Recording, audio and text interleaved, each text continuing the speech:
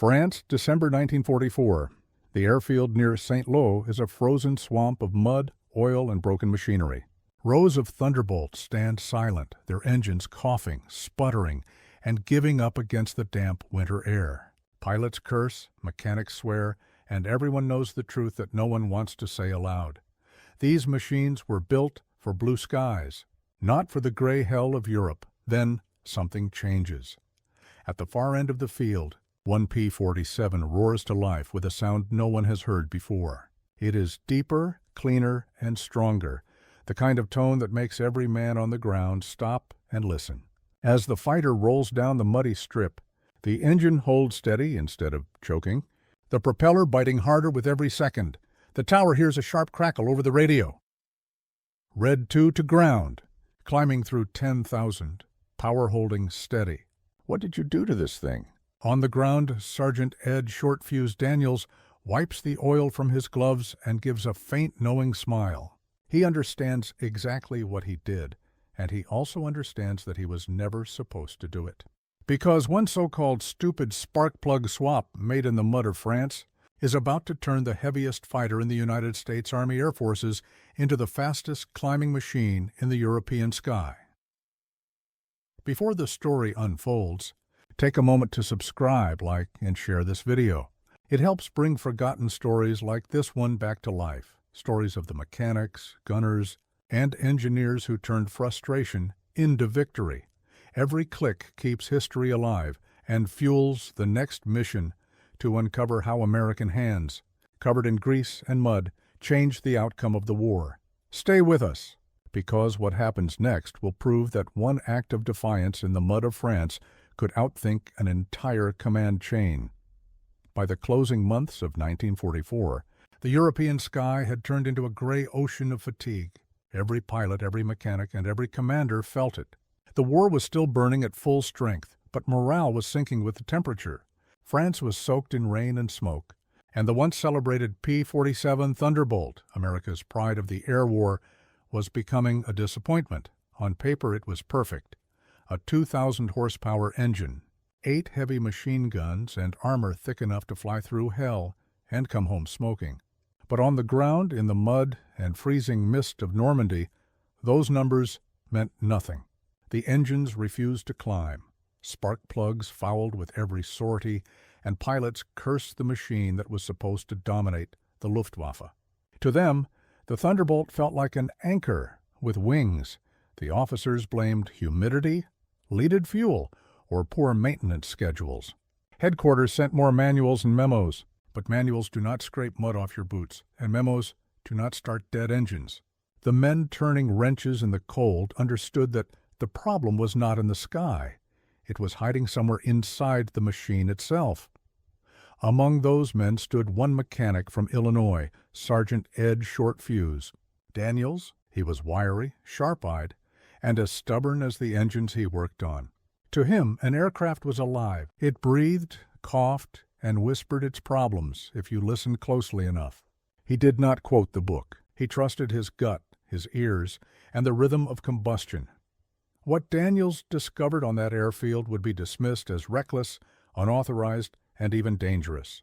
But within weeks, his decision would rewrite the Thunderbolt's reputation, save untold missions, and remind the entire United States Army Air Forces that sometimes the smallest spark can ignite a revolution. By the middle of December 1944, the fields of Normandy had turned into a graveyard of machines. Every patch of earth near the forward operating strips looked like it had been stirred by giants. Tire ruts filled with brown water, pools of oil reflected the dim winter sun. The scent of gasoline and wet metal hung in the air so thick that men could taste it when they breathed. Rows of Thunderbolts stood wing-tip to wing-tip, streaked with grime, their silver skins dulled by frost. Mechanics moved among them like ghosts, dragging hoses, cranking generators, and kicking at frozen mud that clung to their boots like cement. The 9th Air Force was supposed to keep the pressure on the retreating German army, but the weather had other plans. The cold was not the kind that simply bit at fingers. It was the kind that made steel shrink and fuel thicken. Every morning began the same way. A whistle from the operations tent, the bark of orders, the squeal of starter trucks, and then, one by one, the engines tried to come alive. Some caught for a few seconds before choking out a puff of gray smoke and dying again. Others never even turned over. The sound of failure echoed across the field like a funeral drumbeat. Pilots paced beside their aircraft, helmets under their arms, eyes heavy with frustration. Inside the maintenance tents, coffee froze in mugs before it could be finished.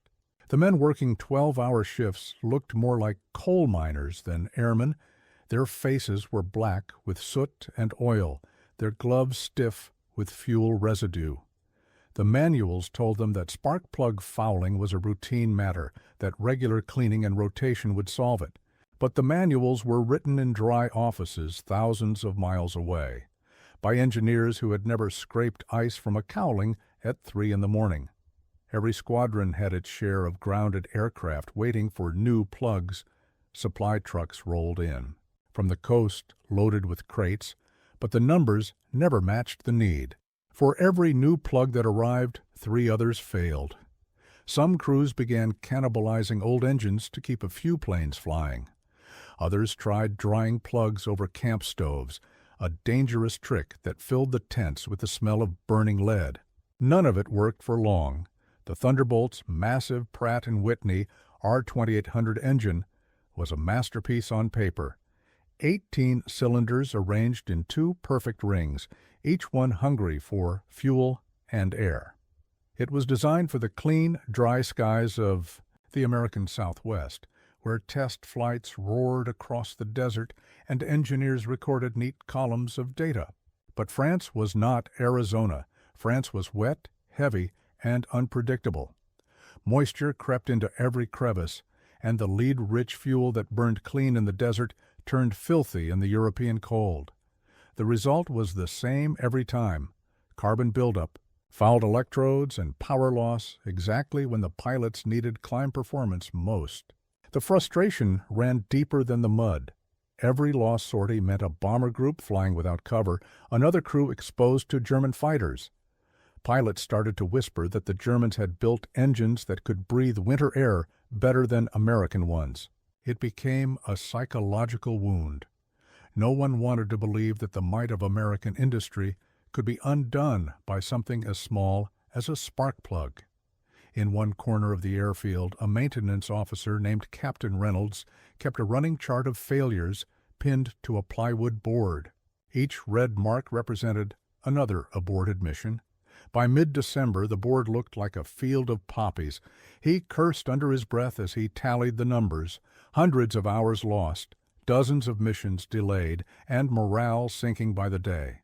He sent telegrams to command, requesting additional parts, improved cleaning compounds, and technical advice from Wright Field. The replies arrived days later, stamped "Received" and "Under review." None contained an answer. Among the enlisted men, cynicism grew like rust. They joked that the Thunderbolt had caught pneumonia, that the cure would arrive only after the war was over. But jokes could not hide the truth. The Air Force's greatest fighter had become unreliable, and everyone felt it. Pilots trusted their own courage more than their engines. Ground crews trusted superstition more than procedure. One man refused to let superstition or procedure have the last word. Sergeant Ed Short-Fuse Daniels spent most of his hours knee-deep in mud beneath open-engine cowlings. His coveralls were stiff with grease, and his hands were scarred from slipping wrenches. He had grown up fixing farm machinery in Illinois, where engines had to work through dust, rain, and neglect. To him, the R2800 was just another stubborn machine waiting to be understood. Each night he listened to the rhythm of failing engines and heard patterns others ignored: the irregular beats, the brief misfires, the subtle drop in tone before a stall. Where most men heard noise, Daniels heard messages. He carried a small notebook filled with sketches and numbers that no one else bothered to read. He compared plug temperatures, noted air density, and even recorded the moisture level on cold mornings. His notes were not official. but they were real. One evening, while cleaning yet another set of plugs, he noticed something unusual. The bomber crews parked nearby used a different model of plug for their B-24 Liberators, heavier, designed for a smaller engine, but rated for higher heat. Daniels rolled one between his fingers and studied the tip. It burned hotter, which meant it cleaned itself as it fired. In theory, that extra heat could prevent the fouling that crippled the Thunderbolts, but theory alone could not save lives. The manuals clearly warned against mixing plug types. Different heat ranges could cause pre-ignition, detonation, and catastrophic engine failure. Still, Daniels could not shake the thought. Every instinct told him that the problem was not lack of maintenance, but lack of temperature. The colder plugs of the Thunderbolt could not burn away the deposits that formed in damp air. He began asking quiet questions among his crew, testing reactions, gauging how much trouble he might face. The answer was always the same: serious trouble. Unauthorized modification was a direct violation of Maintenance Protocol Section 9. But regulations did not change physics, and Daniels trusted physics more than paper. That week, the rain came harder. Planes sank into the mud up to their axles. The men worked in shifts under tarps held up by broken propellers. The sound of frustration filled the camp, hammers hitting frozen bolts, curses echoing into the fog. Somewhere beyond the trees, artillery rumbled like distant thunder. The war was moving, but their engines were not.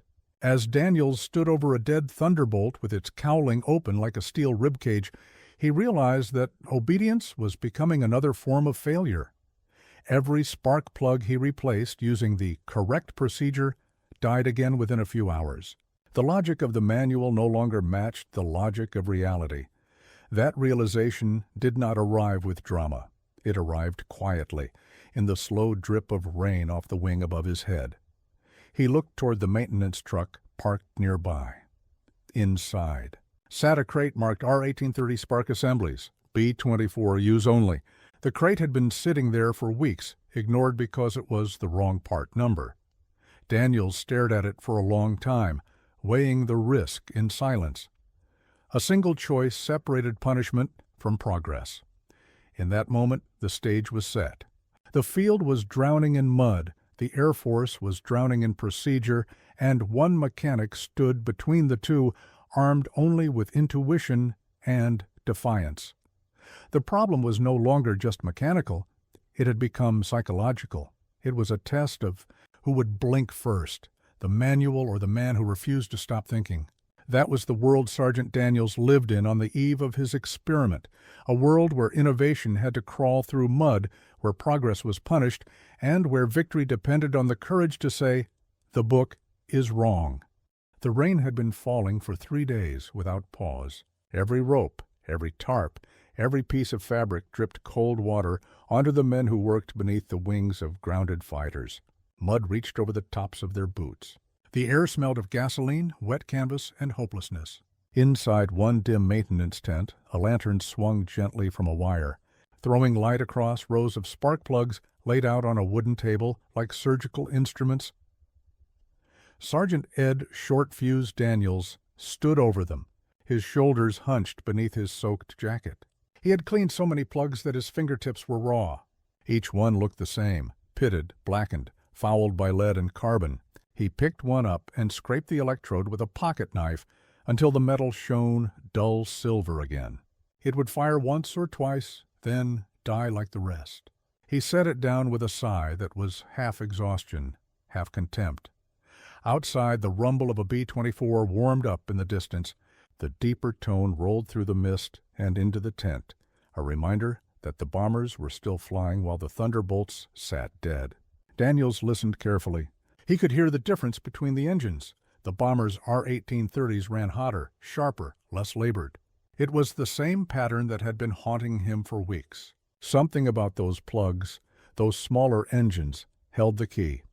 He walked to the supply truck, a muddy Dodge loaded with spare parts, and unlatched the rear gate.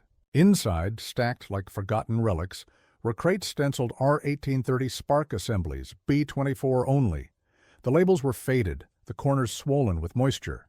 He pried one open with a screwdriver and lifted out a plug. It was heavier than the P-47 type, with a thicker insulator and a tighter electrode gap. The marking on the base read, Type D2 High Temp.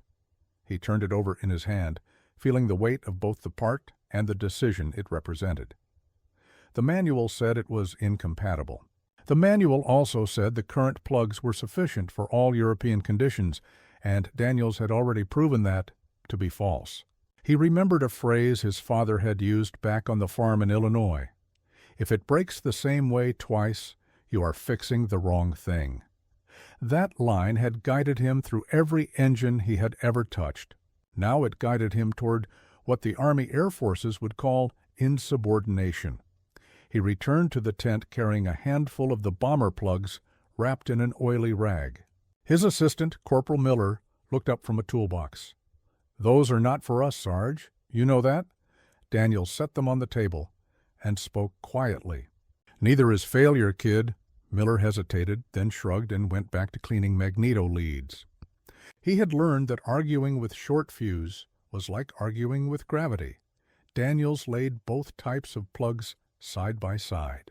He studied the minute differences, the thickness of the insulator, the angle of the electrode, the faint discoloration on the bomber model that suggested higher heat resistance. He fetched his notebook and compared the numbers. The heat range differed by roughly 80 degrees Celsius.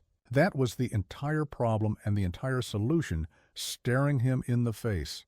If he could keep combustion hot enough to burn away deposits, the Thunderbolt would finally breathe clean.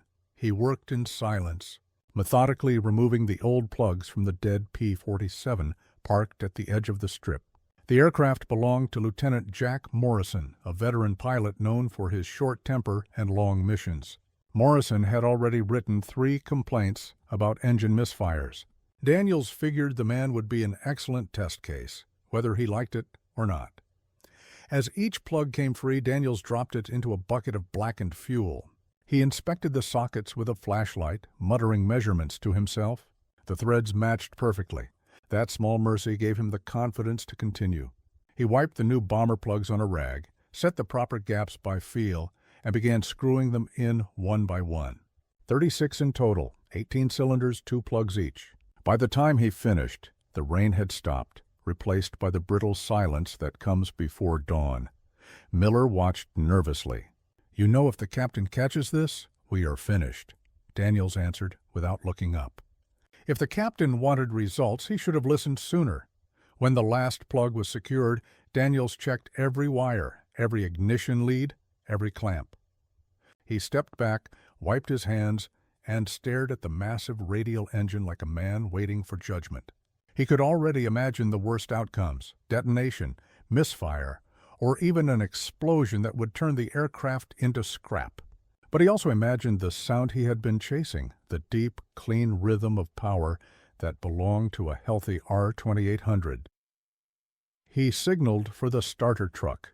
The crew chief had not yet arrived, and Daniels preferred it that way. He wanted no witnesses if this experiment failed. The truck engine coughed to life, cables clamped to the fighter's ignition port. Daniels took a deep breath and gave the motion. The first few rotations produced the usual sputter. Then suddenly the engine caught and roared. The tent flaps shook under the blast of air. The sound was different, tighter, more even, the kind of tone that traveled through the chest instead of the ears. Miller's eyes widened. "That sounds clean." Daniels listened closely. He placed his hand on the cowling. No vibration, no uneven thud, just a smooth, relentless rhythm. He smiled faintly. It should. She finally has the right fire in her belly. They let the engine run for several minutes, monitoring temperatures. Cylinder heads held steady, exhaust gases burned pale blue instead of black. For the first time in months, the P-47 idled without coughing. When the fuel pressure began to dip, Daniels shut it down and stood in the sudden silence, heart pounding. He had done it. The evidence was right there in the clean smell of exhaust and the smooth metal cooling under his palms. At sunrise, Lieutenant Morrison appeared, coffee in hand, and irritation already in his voice. Why is my bird running before breakfast? Daniels met him halfway across the mud. Because she is ready to fly, Morrison frowned. She better be. If she stalls again, I will ditch her on your tent. You will not need to, Daniels said. Take her up. Do not baby her. Morrison looked skeptical, but climbed into the cockpit. The starter truck returned, and within moments the engine thundered again. The sound drew curious faces from nearby tents. Pilots paused mid-conversation. Mechanics turned their heads. They all heard it. The difference was impossible to miss. Morrison taxied toward the strip, the propeller throwing mist behind him. Daniels stood with his arms crossed, eyes fixed on the aircraft as it lined up for takeoff. The P-47 rolled down the runway, heavy with mud. For a moment it looked like every other attempt, sluggish, uncertain. Then, halfway down the strip, the tone deepened, and the nose lifted. The fighter surged upward as if it had shed 1,000 pounds. The engine roared so cleanly that even the tower crew fell silent. Within seconds it vanished into the low clouds.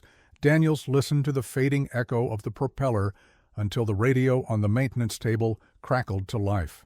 Red 2 to ground, climbing through 10,000, power holding steady. What did you do to this thing? Miller grinned. Daniels simply exhaled. The experiment had survived the first trial. He looked toward the command tent, where Captain Reynolds was just stepping out, coffee mug in hand. The captain would hear about this flight before the plane even landed. That thought should have frightened him. Instead, it filled him with quiet satisfaction. Within 15 minutes, Morrison returned, grinning through the canopy.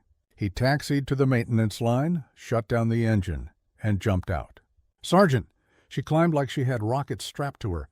You changed something. Daniels wiped his hands on a rag. I replaced a few parts that were not working. Whatever you did, do it again. And keep it quiet before the captain finds out. It was too late for that. Reynolds approached with a grim expression. Sergeant Daniels, I heard your aircraft took off without authorization. Explain yourself. Daniels met his gaze. I found a solution to the fouling problem, sir. By ignoring maintenance protocol?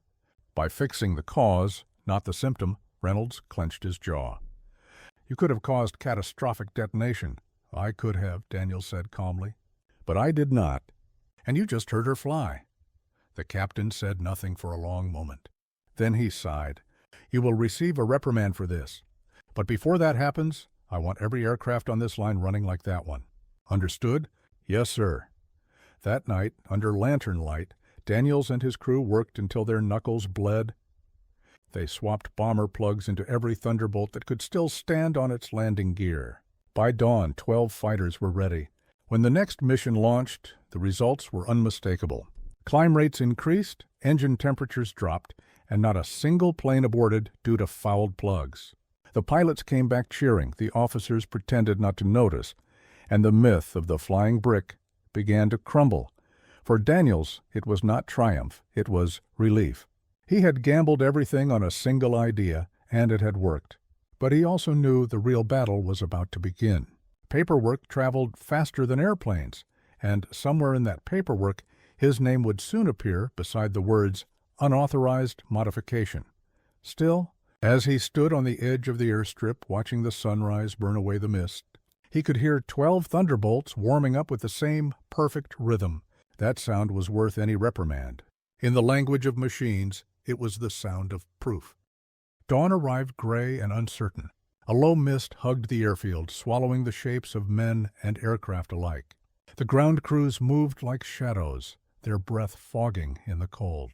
Each man knew that today's flights would decide whether Daniels's experiment was a miracle or a mistake. 12 Thunderbolts waited on the line, their noses streaked with oil, their fuselages caked in frost. Inside each one, a set of bomber spark plugs waited to prove themselves. Captain Reynolds watched from the edge of the strip, his clipboard tucked under one arm, his expression unreadable. Officially, he had ordered the modification stopped until higher command could evaluate it. Unofficially, he had allowed it to continue, gambling that results would justify rebellion. The paper trail would be his problem. The sky would belong to Daniels. Sergeant Ed Daniels arrived with his crew before sunrise. His eyes were rimmed with fatigue, but his voice carried a steady confidence. He had checked every plug twice, verified every wire, and prayed. Not to luck, but to logic. If the numbers in his notebook were correct, these engines would run cleaner and hotter, burning through the damp air like torches. Lieutenant Jack Morrison was again the first pilot to fly. He climbed into the cockpit of his Thunderbolt, strapped in, and shouted through the open canopy, "If this thing explodes, you are buying the drinks in heaven." Daniels smirked. "Then I will send you the tab, Lieutenant." The starter truck whined, spinning the massive radial to life. One by one, the cylinders caught. The engine steadied into a smooth, rolling rhythm that vibrated through the ground. Every man nearby stopped what he was doing to listen.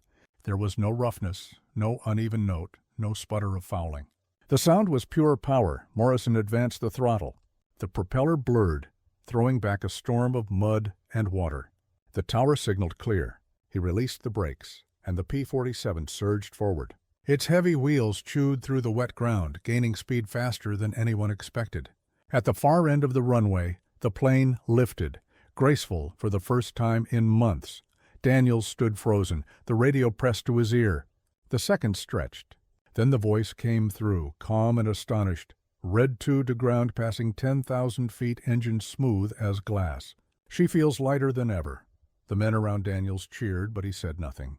He simply closed his eyes and listened to the steady hum over the radio. It was the sound of vindication. The next aircraft followed, then another. Each one repeated the miracle. Engines that had once sputtered now roared with confidence. Pilots reported clean climbs, stable temperatures, and faster response to throttle changes. The tower logged the numbers. Climb rate up by 25%, fuel efficiency improved, zero plug fouling recorded. Captain Reynolds looked down at his clipboard, the paper trembling slightly in his gloved hands. "You realize, Sergeant," he said quietly, "that this makes a liar out of the manual." Daniels wiped oil from his fingers and answered, "The manual made a liar out of the engines first. Sir, by mid-morning the test data was undeniable. Each Thunderbolt reached operational altitude in record time. Cylinder head temperatures ran cooler, fuel burn stabilized, and every pilot returned grinning. Mechanics gathered around Daniels' tent, slapping him on the back, whispering that he had done what the engineers at Wright Field could not. For the first time in months, morale soared higher than the planes. The celebration did not last long. Bureaucracy travels faster than wind. A coded message arrived from Group Headquarters ordering an immediate investigation into unauthorized component substitution. The words felt cold enough to freeze fuel. Captain Reynolds read it twice, then looked at Daniels. "They want an explanation by tomorrow." "They are sending inspectors," Daniels nodded. "They can have the data, sir." "The numbers speak better than I do." "Let us hope they listen," Reynolds muttered. That afternoon, the weather cleared enough for a live-fire sortie. A flight of 6 Thunderbolts, all fitted with the new plugs, was assigned to escort a formation of B-26 Marauders over the Ardennes.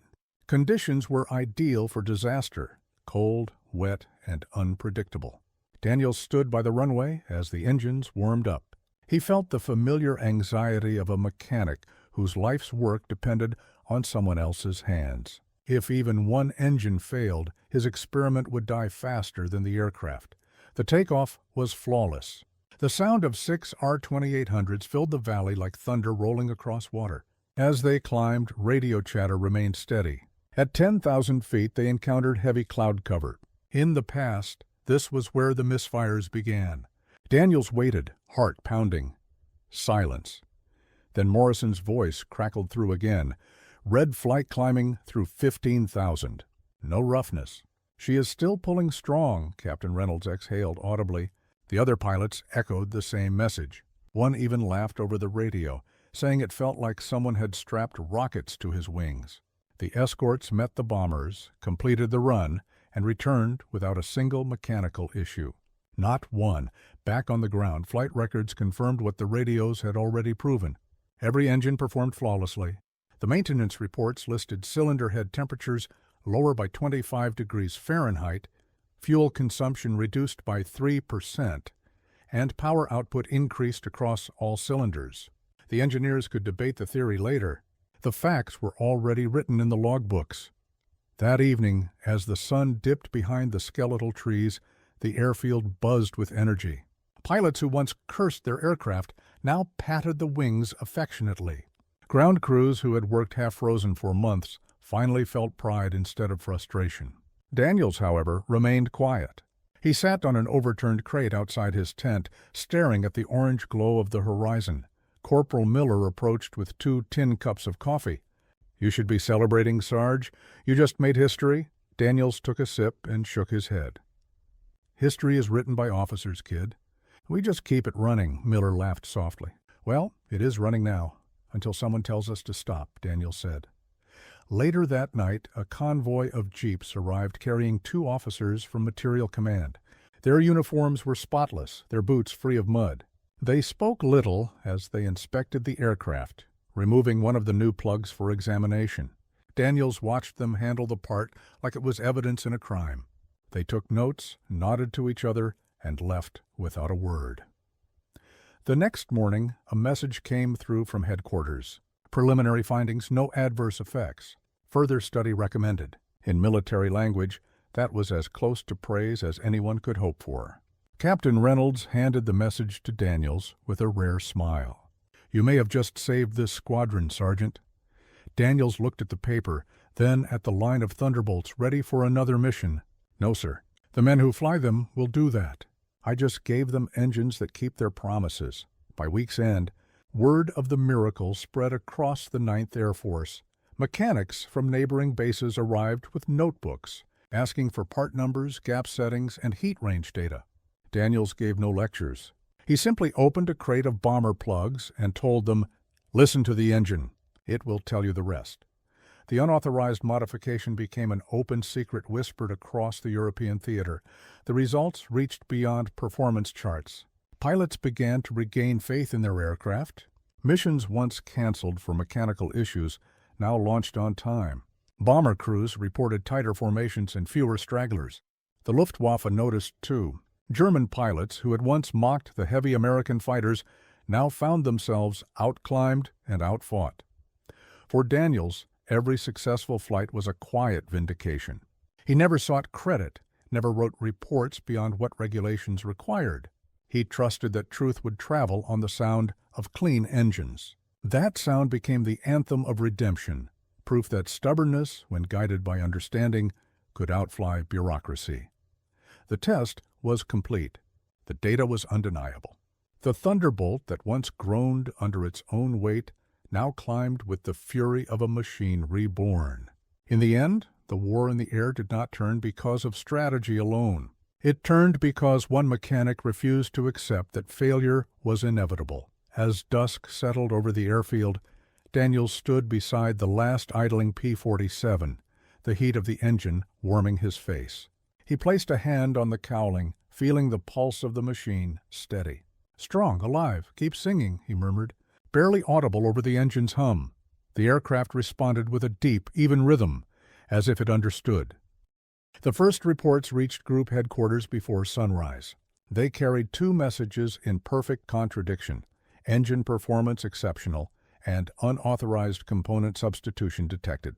To the officers who read them, the contradiction was intolerable.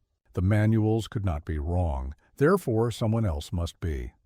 By mid-morning, the airfield at St. Lo had changed from a workshop of hope to a courtroom in mud. Jeeps arrived bearing inspectors from Materiel Command, men in crisp uniforms and polished boots who looked as if they had stepped out of a recruiting poster. They carried clipboards instead of wrenches, pencils instead of spanners, and suspicion instead of curiosity. Captain Reynolds met them at the edge of the runway. His voice was courteous, but his eyes were weary. He had spent the night rewriting maintenance logs so they would at least look orderly. The lead inspector, a major with a spotless coat and the expression of a tax auditor, handed him a sealed envelope. "Captain Reynolds, we are here under Directive 414B to investigate irregular maintenance activity. Where is the responsible party?" Reynolds gestured toward the maintenance tents. "Sergeant Daniels is the man you want." Inside, Daniels stood over a partially disassembled engine, hands black with oil. He looked up as the officers entered and immediately sensed the storm in their faces. "Sergeant Daniels," the major began. It has come to our attention that you replaced standard-issue spark assemblies with components intended for B-24 bombers. Is that accurate?" Daniels wiped his hands on a rag. "Yes, sir. That is accurate. Why would you do that?" "Because the standard assemblies failed, sir." The Major frowned as though the simplicity of the answer offended him. "You are aware that this action violated Section 9 of Maintenance Protocol?" "Yes, sir." "Then why proceed?" Daniels met his gaze without hesitation. "Because pilots were dying while we waited for the next memo. The aircraft needed heat, not paperwork." For a moment the tent was silent except for the tick of cooling metal. The junior inspector scribbled notes with mechanical precision. Finally, the Major said, "You will refrain from further unauthorized modifications pending formal evaluation. Do you understand?" "Yes, sir," Daniel said, though his tone carried no promise of obedience. After they left, Captain Reynolds joined him. "They will file their report tonight?" "I will defend you, but this will not be pleasant," Daniels shrugged. "It never is when common sense outruns the chain of command." Later that evening, Reynolds gathered the officers of the squadron for a formal review. The lanterns cast long shadows across their tired faces. He read aloud the preliminary finding. Unauthorized substitution confirmed. Performance improvement measurable. Potential safety risk indeterminate. Recommendation: cease modification until official approval. The words hung in the air like frost. Every man in the room knew what they meant.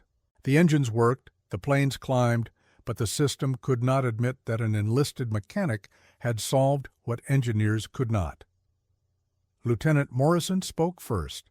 "With respect, sir, that order will ground half our birds again. Are we supposed to fail by regulation?" Reynolds rubbed his temples. "Orders are orders. Then we fly without them," Morrison said quietly. "We already did." The captain looked from the pilot to the mechanic, caught between duty and reason. He exhaled slowly. "All right, gentlemen. Officially we will comply. Unofficially, Sergeant, keep those engines tuned exactly as they are. Just make sure the paperwork says standard maintenance performed. Understood?" Daniels nodded. "Understood, sir." That compromise became the squadron's survival code. Obey on paper, innovate in silence.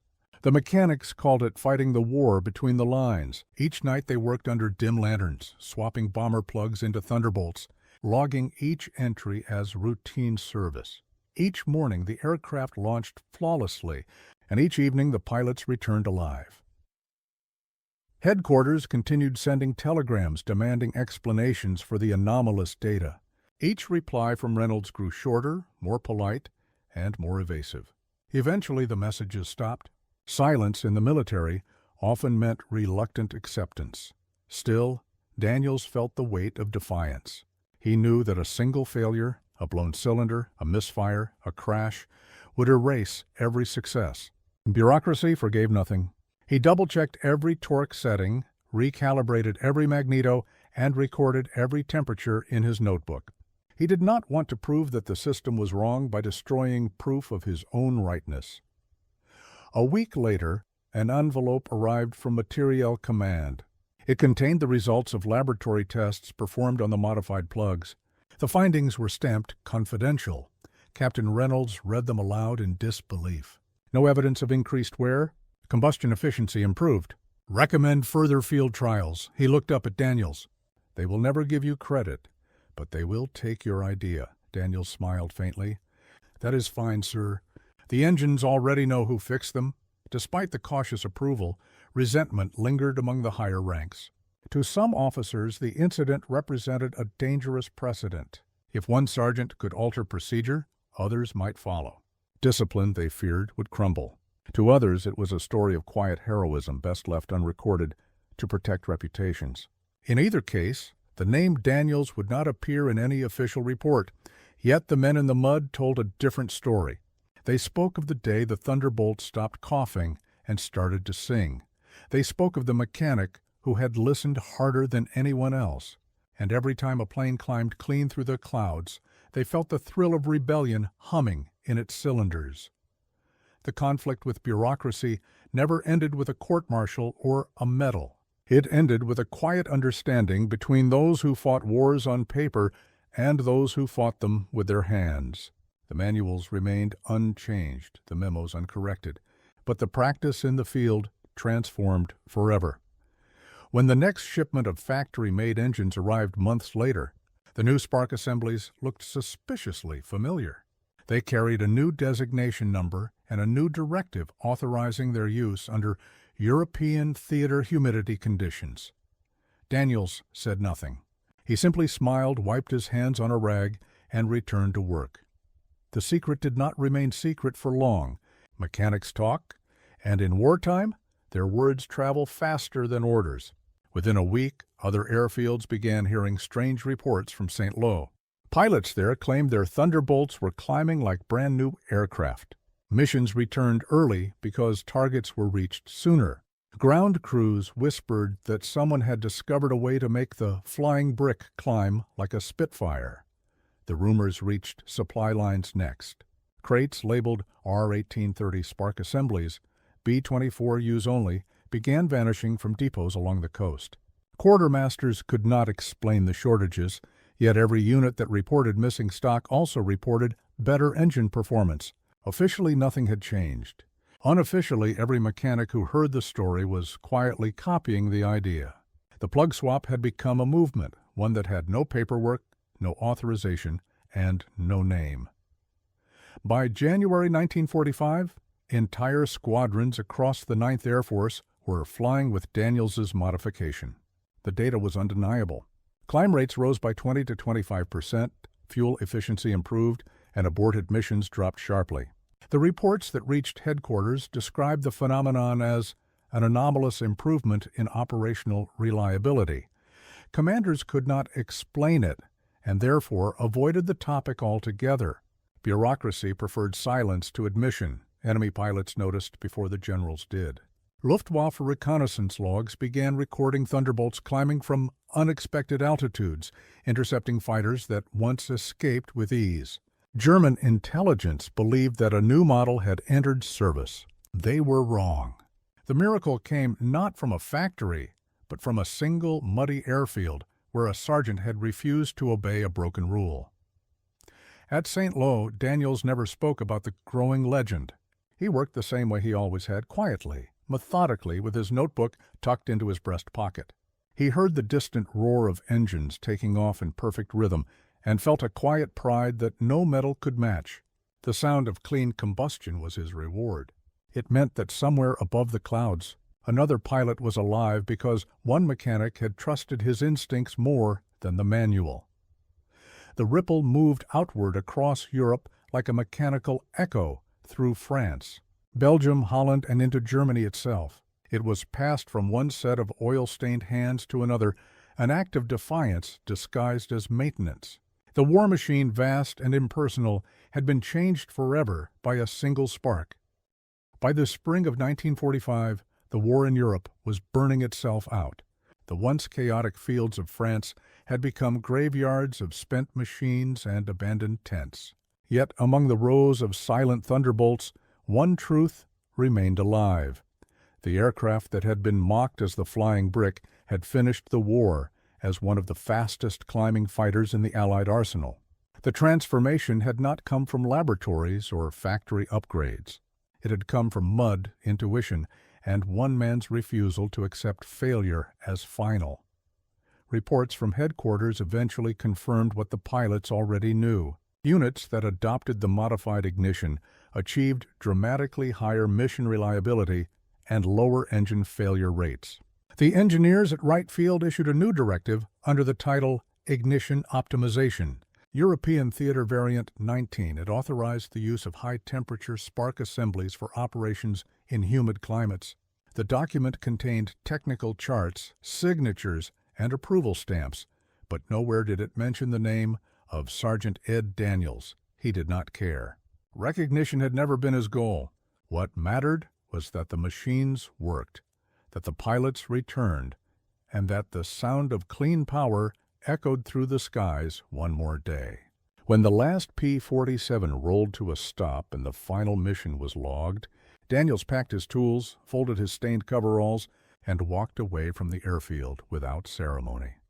Years later, back home in Illinois, Neighbors knew him only as the quiet mechanic who could make any engine run smoother than it should. He kept one souvenir from the war, a single blackened B-24 spark plug resting on his workbench. Scratched into its base was a single phrase, "Still works." It was not a boast. It was a creed. Historians would later debate strategies, tactics, and production numbers, but the story of the spark plug swap survived in hangars and maintenance schools as a parable. It reminded every young technician that innovation is rarely born from authority. It is born from observation, courage, and the simple act of refusing to look away from a problem. The war had been won by factories, but it was sustained by individuals who thought beyond the manual. In that sense, Ed Daniels represented every unsung mind who turned frustration into progress. The sound of a clean-running engine in 1945 was not just mechanical, it was philosophical. It was proof that truth, once discovered, cannot be ordered back into silence. The war ended the way most wars end, not with glory, but with exhaustion. The skies that once shook with the roar of thunderbolts fell silent, leaving only the echo of their victories behind. Yet for every headline about aces and generals, there remained one truth too humble for newspapers. Progress is not always born from command. Sometimes it crawls out of the mud with grease on its hands. Sergeant Ed Daniels never stood in front of cameras, never gave interviews, and never claimed he had changed the war. But every time a Thunderbolt engine started cleanly in the rain, his fingerprints were there, invisible yet undeniable. The P-47's legend did not rise from polished factories. It rose from the stubborn faith of a man who refused to let logic bow to bureaucracy. That spark, that single decision to think instead of obey, became a quiet anthem across the European sky. It proved that courage does not always wear wings. Sometimes it carries a wrench and listens to the rhythm of combustion until the truth reveals itself.